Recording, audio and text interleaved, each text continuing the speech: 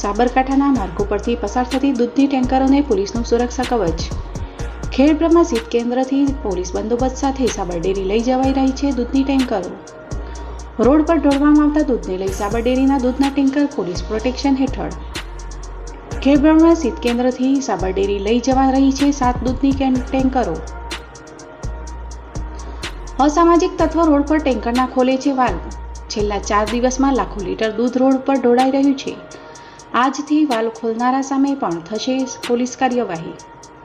5મા દિવસે પણ પશુપાલકોએ પોતાનો રોષ યથાવત રાખી ડેરીમાં દૂધ ન ભરાવ્યા.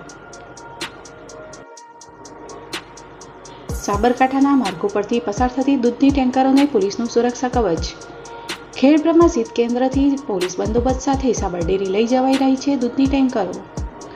રોડ પર ઢોળવામાં આવતા દૂધને લઈ સાબરડેરીના દૂધના ટેન્કર પોલીસ પ્રોટેક્શન હેઠળ.